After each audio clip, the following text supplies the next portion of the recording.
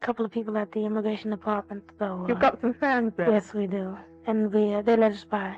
A quiet funeral, an unmarked grave, and a 25-year-old whose life had unraveled almost as quickly as it had exploded into fame. It's almost impossible to believe that this was the same Frankie Lymon who, at just 13 years old, had become America's first black teenage pop idol, sold millions of records, and inspired generations of artists from the Jackson 5 to Diana Ross. But even his life was far from the magical odyssey we saw. Years after his death, the very song that had made him famous sparked bitter courtroom battles. This is as sad as things get.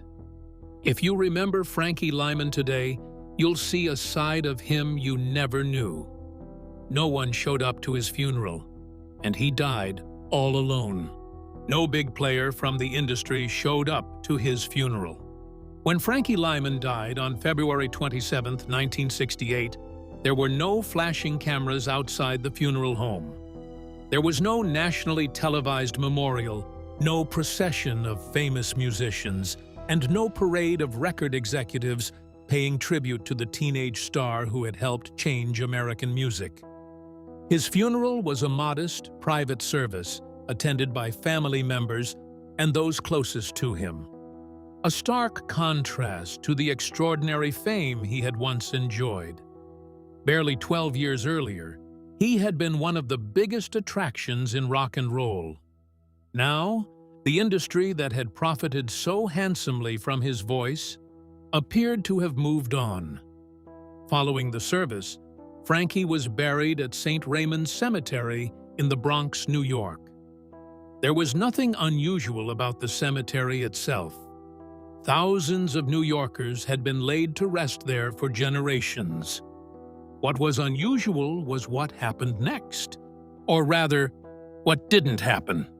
Despite Frankie's enormous influence on popular music, no permanent headstone marked his grave.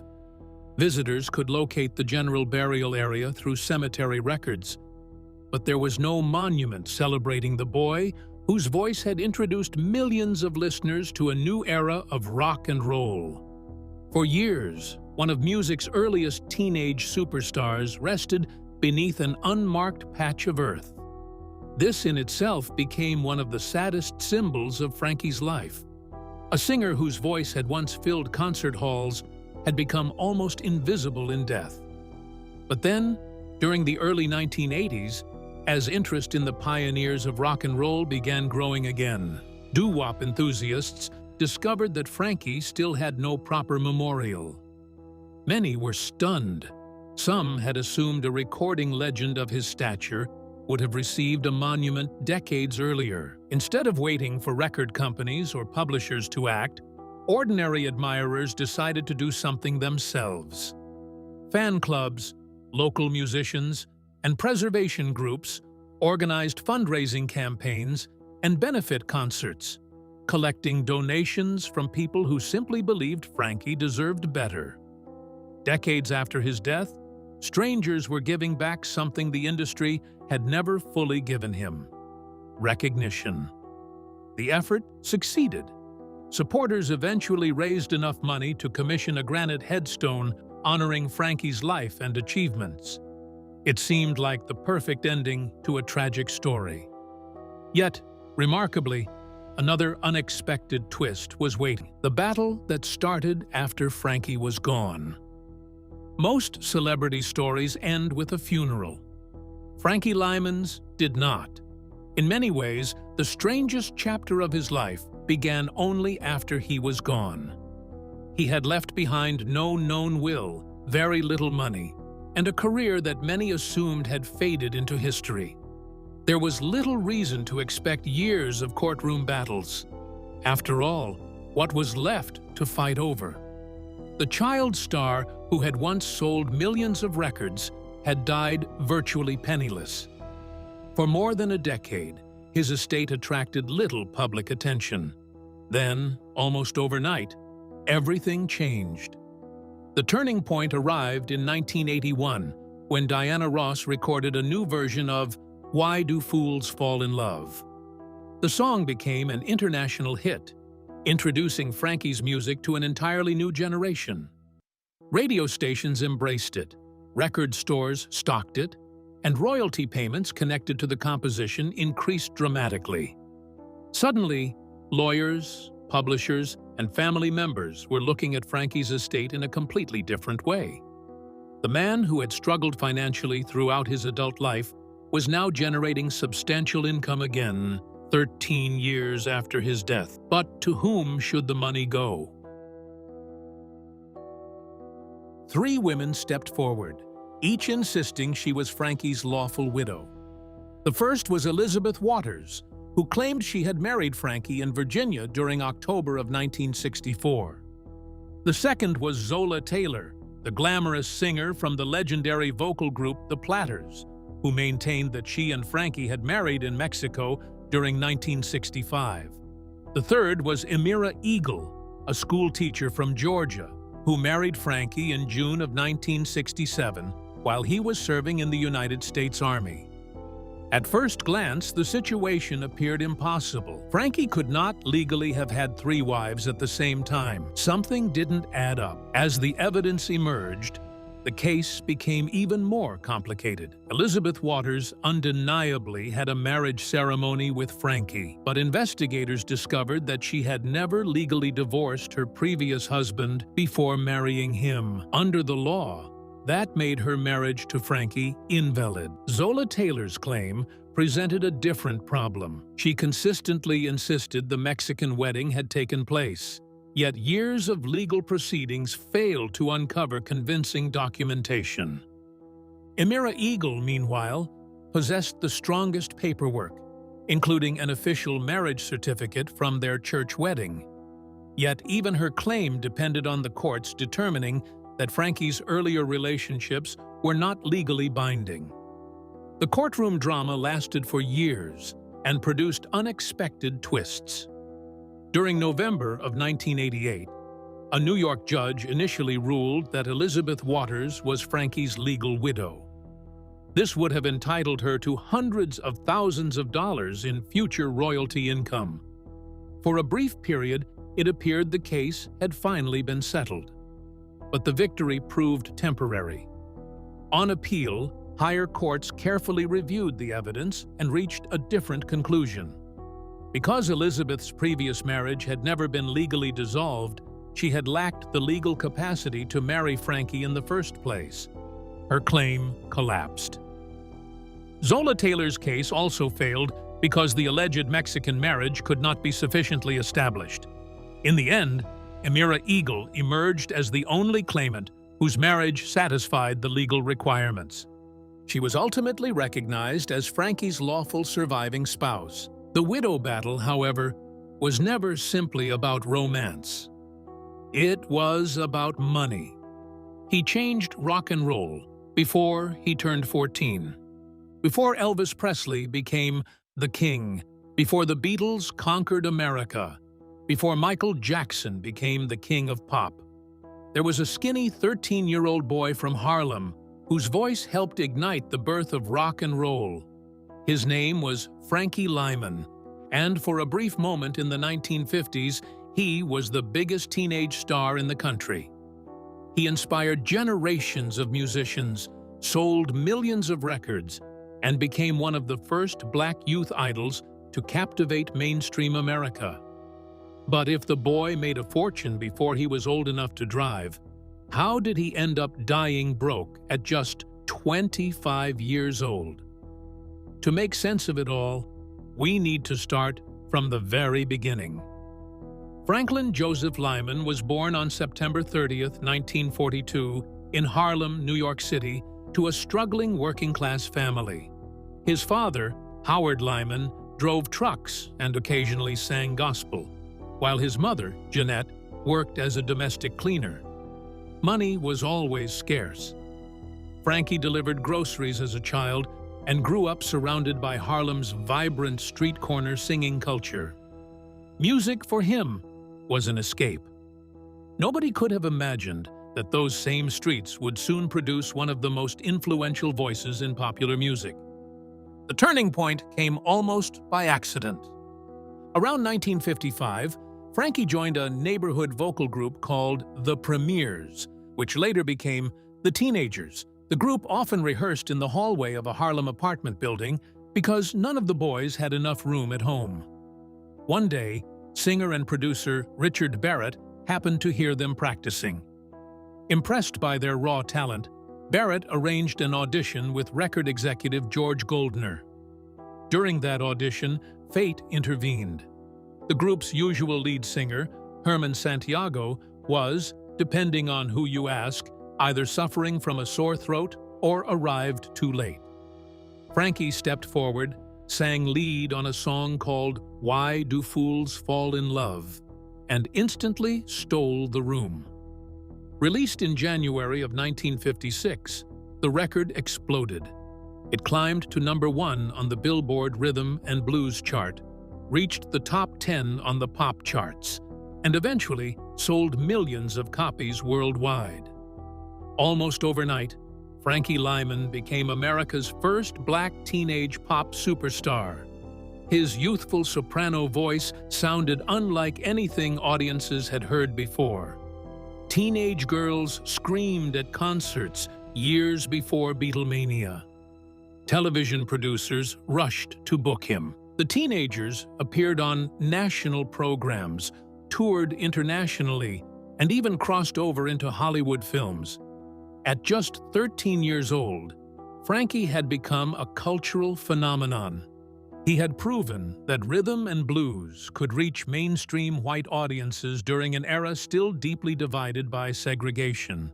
To the public, Frankie appeared to be living every child's dream. Magazine covers celebrated his meteoric rise. Fans chased him through airports and outside theaters. Newspapers described him as the future of American music. But behind the scenes, the adults managing his career controlled every contract, every royalty payment, and every business decision. Frankie was still a child. He trusted the people around him because he had little reason not to. As millions of dollars flowed through the music industry, very little of it ever reached the teenager whose voice had created the phenomenon. Despite fronting one of the biggest records of the decade, he would never accumulate the kind of wealth people assumed came with global fame. The adults who built his career and then destroyed it. Released in January of 1956, Why Do Fools Fall in Love became one of the defining records of early rock and roll. It topped the Billboard Rhythm and Blues chart, crossed into the pop charts, and reached #1 in the United Kingdom. The song sold millions of copies and transformed Frankie into America's first black teenage pop idol almost overnight. But you see, what made the record truly unforgettable was the fact that the Teenagers weren't simply backup singers. Sherman Garnes's booming bass, Joe Negroni's smooth harmonies, Jimmy Merchant's vocal arrangements, and Herman Santiago's musical contributions created a sound that was unlike anything else on the radio. Behind the scenes, however, business decisions were already rewriting history. When George Goldner registered the copyright for Why Do Fools Fall in Love, the songwriting credits immediately became controversial. Over the years, different versions of the copyright listed different names, while Herman Santiago and Jimmy Merchant consistently argued that they had been unfairly excluded from authorship, despite their substantial creative contributions. Goldner, meanwhile, secured a share of the publishing rights, giving himself a financial interest in a song he had not publicly claimed to have written in the traditional sense. Whether the exclusions resulted from deliberate exploitation or the chaotic record-keeping that plagued the young rock and roll industry remains debated, but one fact is undeniable. The ownership of one of music's most valuable songs became disputed almost as soon as it became a hit. The situation grew even murkier when Morris Levy entered the picture. Levy eventually acquired interests connected to Goldner's recording companies and music publishing operations. becoming one of the most powerful and feared figures in the American music business. Throughout his career, Levy developed a reputation for aggressive contract negotiations and royalty disputes, while numerous artists accused him of taking advantage of inexperienced performers who lacked legal representation. His name surfaced repeatedly in lawsuits involving musicians who believed they had been underpaid or deprived of rights to their own work. Although Levy denied many of these accusations, his reputation followed him for decades. In 1990, he was convicted in an unrelated federal extortion case involving attempted coercion, though he died of cancer before serving his prison sentence. Frankie himself was perhaps the easiest target imaginable. He was barely a teenager, had little formal education, and almost certainly had no understanding of publishing contracts, royalty structures, copyright ownership, or long-term licensing agreements. Like countless young performers during the early days of rock and roll, he relied entirely on adults to protect his interests. Instead, those adults controlled every important financial decision. While exact figures remain impossible to verify decades later, Frankie received only a fraction of the wealth generated by his recordings. As concert tickets sold, records flew off store shelves, and radio stations played his songs across America. The money flowed through managers, publishers, executives, distributors, and record labels, long before it ever reached the young singer whose voice had created the demand. The legal battles refused to die, even after Frankie did. During the early 1990s, Herman Santiago and Jimmy Merchant finally won a major courtroom victory when a federal judge recognized their authorship claims and awarded substantial damages related to the song's royalties. For a brief moment, it appeared that one of rock and roll's oldest injustices had finally been corrected. But the celebration was short-lived.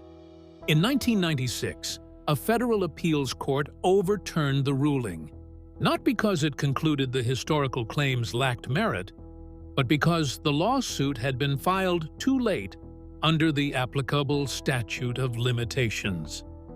Perhaps that is the cruelest irony in Frankie Lymon's entire story. The record executives built fortunes. Publishers collected royalties for decades. Lawyers argued over ownership long after the singer was gone. Even after his death, his music continued generating valuable income. Everyone connected to Frankie Lymon seemed to profit from his voice. Everyone, it sometimes seemed, except Frankie himself. The star they wanted wasn't allowed to grow up. Success has destroyed more bands than failure ever has, and Frankie Lymon and the Teenagers were no exception. To audiences, the group looked inseparable. Frankie stood at the microphone, but behind him were Herman Santiago, Jimmy Merchant, Joe Negroni, and Sherman Garnes, whose harmonies gave "Why Do Fools Fall in Love" its unmistakable sound.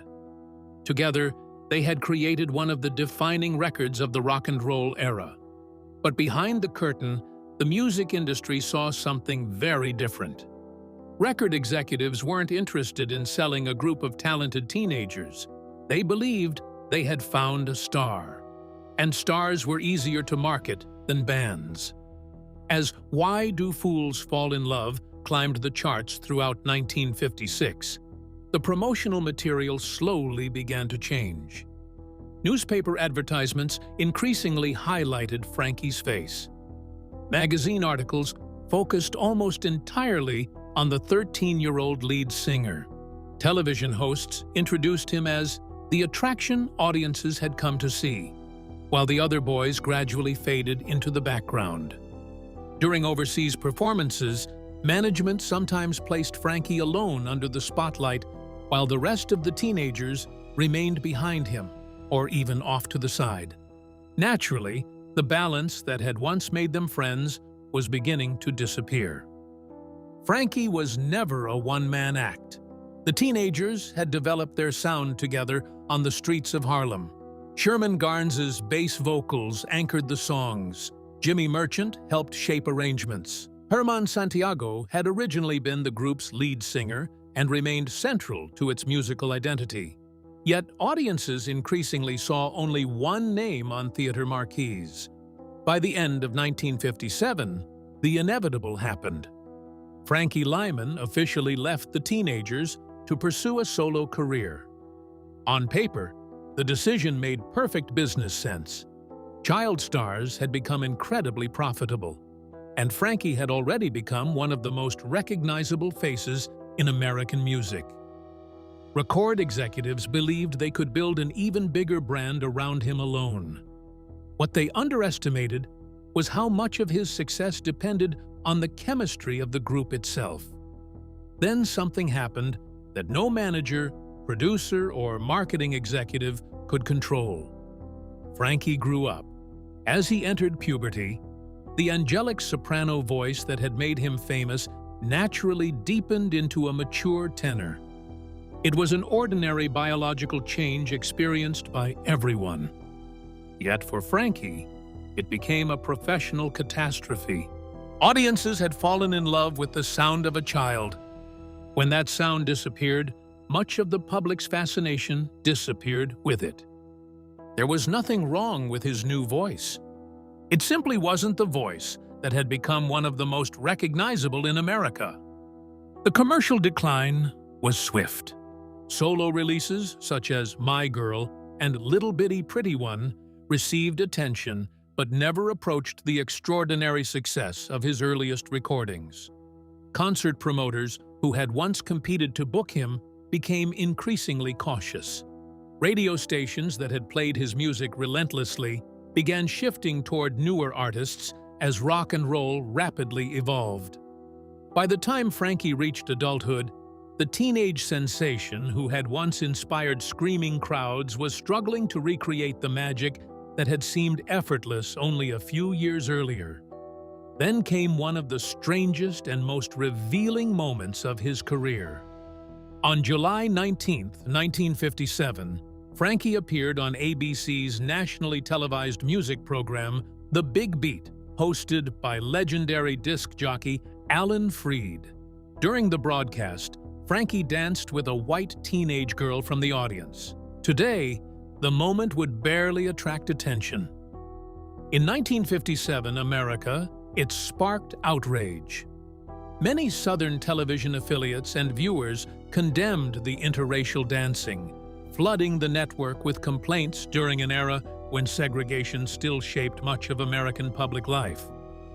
Frankie hadn't broken a law. He hadn't made a political speech. He had simply danced with another teenager on live television. The backlash was immediate. Although several factors contributed to the program's struggles, The Big Beat disappeared from the air shortly afterward. It was another painful reminder that Frankie wasn't competing on equal ground with many of his white contemporaries. His race shaped not only how audiences viewed him, but also how television executives weighed risk, controversy, and commercial success. Looking back, it becomes difficult to blame Frankie's decline on any single decision. Yes, management fractured the group that had made him famous. Yes, puberty transformed the very voice audiences adored. But there was another force working quietly in the background, an America still wrestling with race. Frankie Lymon wasn't simply trying to survive the brutal transition from child star to adult performer. He was attempting to do it as a young black entertainer during one of the most divided periods in American history. But these battles fade in significance when viewed against the demons he fought in private: addiction, arrests, and the collapse nobody could stop. By the time Frankie Lymon turned 18, the applause had largely disappeared. The boy who had once filled theaters and inspired screaming fans was becoming known for something far darker than his music. Ironically, Frankie himself would later reveal where the downward spiral had begun. In a candid interview with Ebony magazine, published in 1967, just months before his death, he admitted he had first been introduced to controlled substances when he was only 15 years old. According to Frankie, the person who introduced him to the substance was a woman nearly twice his age. The addiction was devastating enough under any circumstances, but for a fading celebrity, it became almost impossible to hide. Throughout the early 1960s, Frankie developed a reputation for unpredictability. Recording sessions were missed. Rehearsals became unreliable. Promoters struggled to book him because they never knew whether he would actually appear. Several record companies, including Roulette Records, continued giving him opportunities in hopes that lightning might strike twice. After all, this was still the teenager whose voice had helped launch rock and roll into the mainstream. Surely another hit was possible. Yet each comeback seemed to follow the same heartbreaking pattern. Frankie would show signs of recovery, enter the studio with renewed determination, and then disappear again as addiction tightened its grip. The music industry, however, was moving on without him. While Frankie fought personal demons, a new generation of stars was transforming popular music. Artists like Chubby Checker, the Shirelles, and eventually the Beatles dominated radio playlists, while the innocent doo-wop sound that had made Frankie famous slowly faded from the charts. His managers and producers still believed his name carried value, but audiences increasingly remembered him as yesterday's sensation. Unlike many former child stars who gradually stepped away from the spotlight, Frankie was still desperately trying to remain part of it. The cruel reality was that every failed comeback made the next one even harder to achieve. As his career declined, his encounters with law enforcement became increasingly frequent. During the early 1960s, Frankie was arrested several times on charges that included possession of controlled substances and theft-related offenses. Newspapers that had once celebrated his success now reported on court appearances instead of concert dates. For many fans, it was difficult to reconcile the smiling boy from "Why Do Fools Fall in Love" with the troubled young man standing before judges. Yet those who knew Frankie often described someone trapped in a cycle common among controlled substances addicts of the era, repeatedly attempting to quit only to relapse before he could rebuild his life. One courtroom appearance changed the direction of his life, at least temporarily. Rather than sending Frankie directly to prison following a criminal conviction, a judge offered him another option. He could enlist in the United States Army. It was not an unusual solution during the 1960s, when military service was sometimes viewed as a way to provide troubled young men with structure and discipline. Frankie accepted the opportunity and entered the Army in January of 1966. To friends and supporters, it seemed like the fresh start he desperately needed. At first, there were signs of hope. Frankie adapted reasonably well to basic training and even performed for fellow soldiers on occasion. Some believed the rigid schedule and clear expectations might finally break the cycle of addiction. But dependence on controlled substances is not something that discipline alone can cure. Before long, the old problems returned. Frankie repeatedly went absent without leave, commonly known as being AWOL. Each unauthorized absence damaged both his military career and his credibility. The Army had offered him a second chance, yet addiction continued to overpower every attempt at stability. Eventually, military authorities lost patience. Frankie was court-martialed for repeated periods of absence, without leave, and other disciplinary violations. After serving time in military confinement, he received an undesirable discharge from the Army. By the time he returned to civilian life, he had lost not only his military career, but also much of the goodwill that remained within the entertainment industry. Still, the remarkable thing about Frankie Lymon is that people never completely gave up on him. Producers continued arranging recording sessions. Friends encouraged him to seek treatment. Family members repeatedly welcomed him back, despite years of disappointment. Frankie himself never stopped talking about returning to music. In interviews, he spoke openly about wanting to overcome addiction and rebuild the career he had lost. There were moments when it genuinely seemed possible. Those brief flashes of optimism make what happened next even more heartbreaking. One last chance, and then the night. Everything ended. By the beginning of 1968, something remarkable was happening. After years of addiction, arrests, and broken promises, Frankie Lymon finally appeared to be pulling his life back together. Friends noticed a change. He had completed treatment and was speaking openly about leaving controlled substances behind for good.